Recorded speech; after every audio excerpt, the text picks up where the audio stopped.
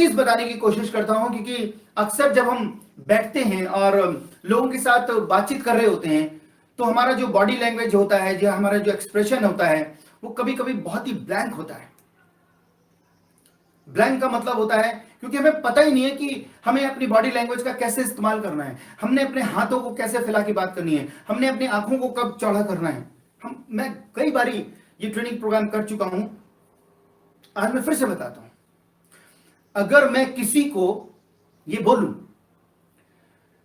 कि आपको मिलेंगे 5,000 रुपए, आपको मिलेंगे 5,000 रुपए, 5,000 रकम छोटी लगती है, 5,000 सीन बदलता है। सब आपको मिलते हैं 5,000 रुपए, 5,000 रुपीज। सोच के देखिए, शानदार इनकम आपके पास, 5,000 रुपए। मेरे हाथों का फैलाव, मेरी आंखों की चमक, मेरी आंखों का चौड़ा होना, मेरी एक्साइटमेंट, मेरी आवाज का ऊंचा होना, ये सारी की सारी बातें आती हैं आपकी प्रेजेंटेशन की बॉडी लैंग्वेज में, आपके एक्सप्रेशन में। आपके एक्सप्रेशन इतना शानदार होना चाहिए कि सामने वाले तक, जब आप किसी बात को डिलीवर कर रहे हैं, तो सामने वाले के कान से दिल और दिमाग तक पहुंच जानी चाहिए। आपको उसको पता होना चाहिए कि आप कौन से शब्द पे, कौन से सेंटेंस पे प्रेशर डाल रहे हैं, जोर दे रहे हैं, समझाने की कोशिश कर रहे हैं।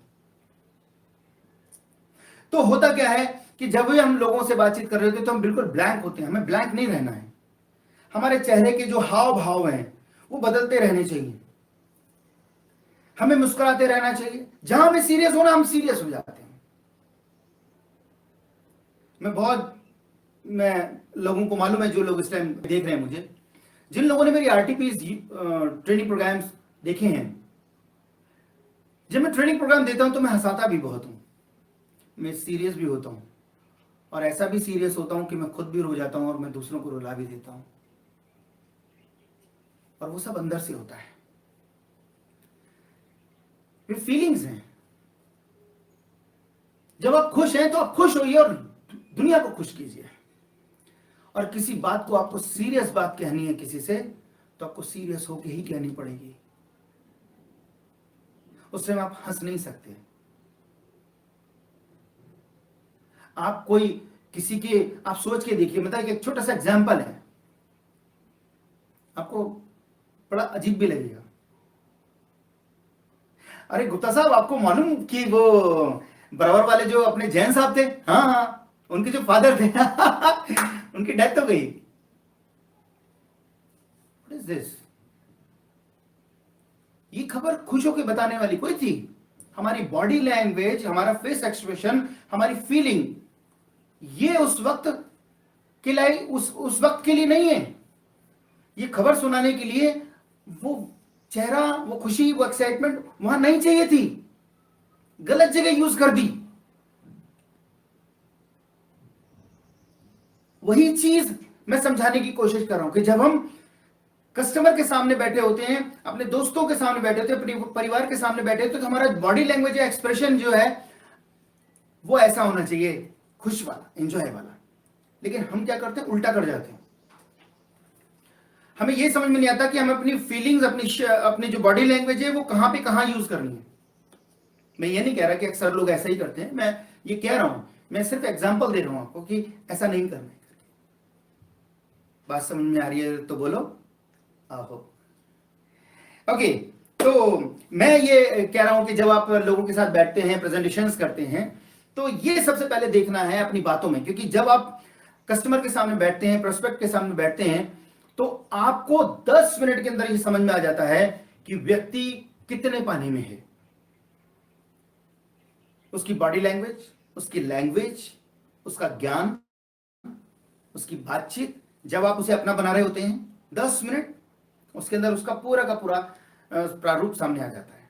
और आजकल तो हम एक ड्रीम फॉर्म भरवा रहे हैं। ड्रीम फॉर्म के अंदर जब वो सारे अपने क्वेश्चन आंसर टिक करता है, तो वो स्कैनर है पूरा, वो पूरा का पूरा व्यक्तित्व सामने आ जाता है, सामने, हमारे सामने, कि वो व्यक्ति सोचता कैसे है, वो उसके ड्रीम्स क्या हैं, वो क्या है क्या नहीं है।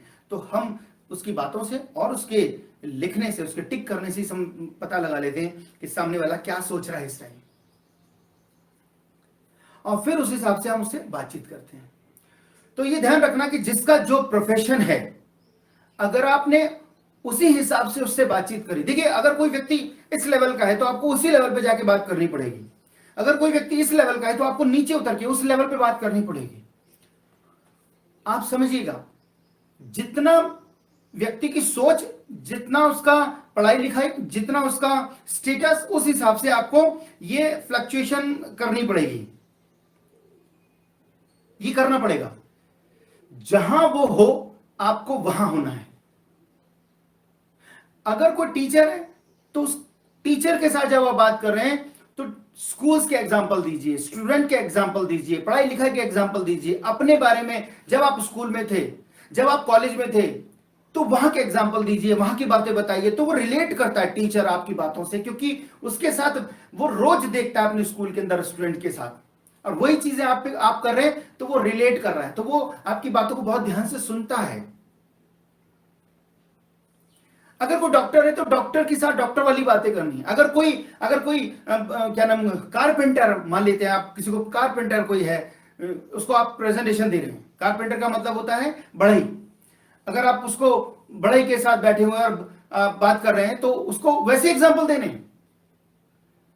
जो जिस प्रोफेशन में है, कोई आर्किटेक्ट है, कोई वकील है, कोई कुछ है, कोई कुछ है, कोई कुछ है,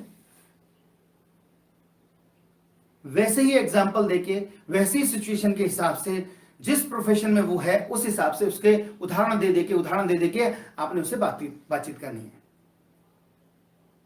अगर कोई बैंक में है तो बैंक से रिलेटेड बातें करनी है। अरे साहब, आपने सुना आजकल बैंक्स तो बहुत शानदार तरीके से परफॉर्म कर रहा है, आपका बैंक कौन सा, और ये वाला बैंक तो बहुत ही बढ़िया परफॉर्म कर रहा है, मेरा बेसिकली इसमें अकाउंट नहीं है, आप खुलवा देंगे क्या? मतलब आपने उसी के जिस बैंक में वो काम करता है उस बैंक से रिलेटेड बात करनी है, या कुछ और जानकारी जो आरबीआई से रिलेटेड हो, किसी और से रिलेटेड हो, वो उससे पूछ लो, वो तो बताएगा। तो क्या हो गया, आपकी कंटिन्यूटी बन गई बातचीत की। रेपो रेट क्या होता है, ब्याज दर क्या होती है, ईएमआई से रिलेटेड बातें, क्रेडिट कार्ड से रिलेटेड बातें। आपने बैंक वाले से बैंक की तरह बात करनी, टीचर से टीचर की तरह बात करनी, मेरी बात को पकड़ने की कोशिश करना, आप बड़े से बड़े की तरह बात करनी है। कोई भी जो प्रोफेशन का व्यक्ति हो उससे उसी से रिलेटेड उदाहरण देके बातें करनी है। ये क्यों कह रहा हूं? इसलिए कह रहा हूं कि जो सामने व्यक्ति है वो आपसे लिंक हो जाता है, प्लग इन हो जाता है। प्लग इन का मतलब समझते हैं ना? प्लग इन आपकी बातों को बहुत ध्यान से सुनेगा।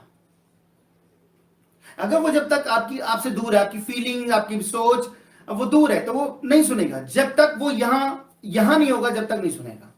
तो आपके उसके दिल और दिमाग तक घुसना पड़ेगा आपको।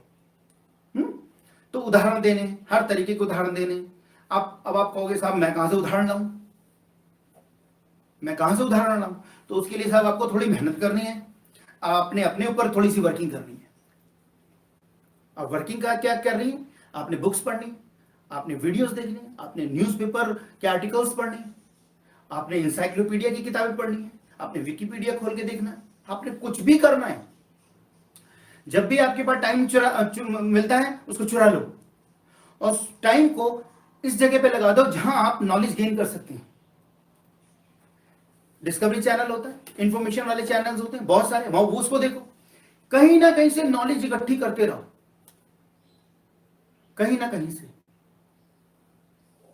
अब आप बिलीव नहीं करोगे, अभी एक मेरी टीम में ही एक प्रोस्पेक्ट हैं जो मतलब एसोसिएट हैं, तो उन्होंने एक मेरे को वीडियो भेजा कि सर ये देखना कौन सी लैंग्वेज है जिसमें ये बात कर रहे हैं, मेरे को तो समझ में नहीं आ रहा। तो मैंने इमीडिएट लिख के भेजा कि ये कजाकिस्तान की लैंग्वेज है। तो उन्होंने कहा कि ये तो बड़ी अजीब सी लैंग्वेज है, मैं कैसे मान लूं कि कजाकिस्तान की, आपने यूं ही लिख दिया होगा। मैंने इमीडिएट गया, उसको सर्च करके पूरा का पूरा डिटेल सब कुछ मैंने उसको भेज दी। मैंने कहा ये वीडियो है, ये कजाकिस्तान, ये उसके डिटेल ठाक। अब वो सामने वाला जो व्यक्ति एकदम शॉक्ड, अरे राजपूत सर आपको तो सारी नॉलेज रहती है, आपको तो सब कुछ पता होता है। रखना पड़ता है पता, होता नहीं, रखना पड़ता है। इसके लिए आपको समय लगाना पड़ता है। चीजों को सीखना पड़ता है ना। तो इंटीरियर डेकोरेटर वाला व्यक्ति है तो उसको उसी से हिसाब से बात करनी। मैं जो ये बातें कर रहा हूं ना, मैं इसलिए समझाने की कोशिश कर रहा हूं कि एक एक व्यक्ति जो सामने बैठा है ना आपके, वो एक एक करोड़ का है। और ये बात मैं आज से नहीं कह रहा, मैं सालों साल से एक ही बात कहता हूं कि किसी को हल्का मत समझना। और जिसको आप हल्का समझ रहे हो ना, हो सकता है उसकी जान पहचान किसी बहुत भारी व्यक्ति से हो। अरे साहब, कई लोग कहते हैं मेरे से, अरे राजपूत जी आप पैसा कमा गए, हर व्यक्ति नहीं कमा सकता। अरे मैं कहता हूं भाई, हर व्यक्ति नहीं कमा सकता, लेकिन राजपूत जैसा व्यक्ति कोई व्यक्ति लाके जोड़ तो सकता है, ऐसा भी तो पॉसिबल है। तो जिसने मालूम राजपूत जी को जोड़ दिया तो वो उसको हल्का मत मान लेना ना। तो किसी को भी हल्का मत मानो।